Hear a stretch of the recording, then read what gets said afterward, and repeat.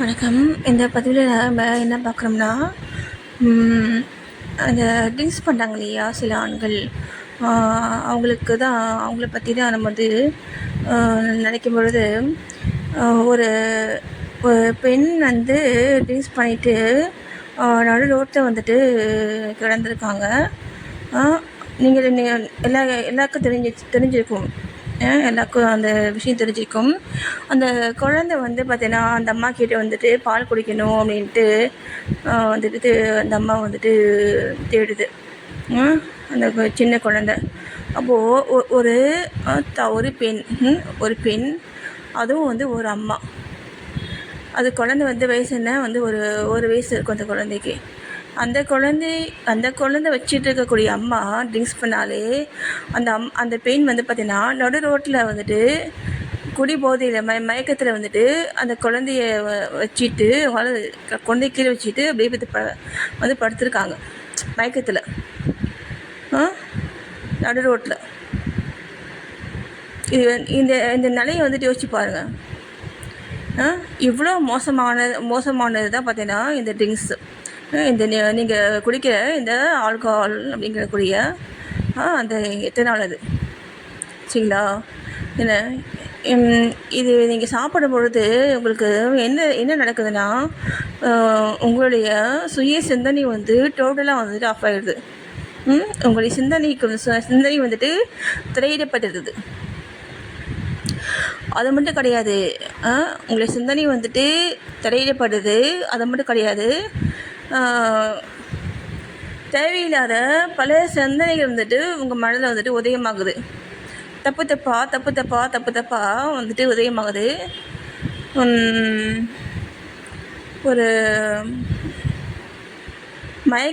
மயக்கம்னா ஒரு வெறி. நான் சொல்ல புரியுதுங்களா? தன் நிலையே வந்து நீங்கள் வந்து இழந்து நீங்கள் வந்துட்டு செயல்படுறீங்க.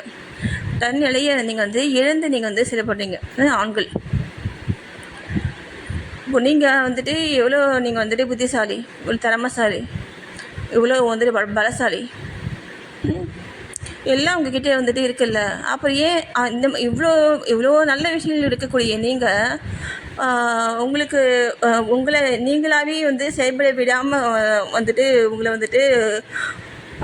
வந்துட்டு அடிமை செய்யக்கூடிய அந்த குடிக்கு அந்த ட்ரிங்க்ஸை ஏன் வந்துட்டு நீங்கள் வந்துட்டு பயன்படுத்துகிறீங்க? நீங்கள் தான் வந்து ஃப்ரீ பேர்ட் தானே நீங்கள், இல்லையா? நீங்கள் ஃப்ரீ பேர்ட் தானே.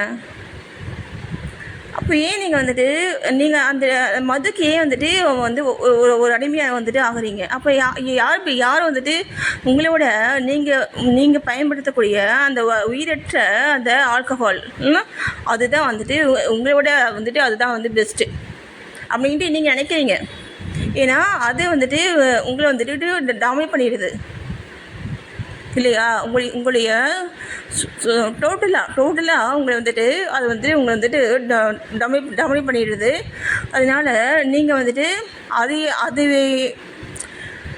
அதை பயன்படுத்தும் பொழுது உங்களுக்கு உண்டாகக்கூடிய எண்ணங்கள், சிந்தனைகள் அதுக்கு தகுந்த மாதிரி நீங்கள் வந்து செயல்படுறீங்க, இல்லையா? இதுதானே உண்மை.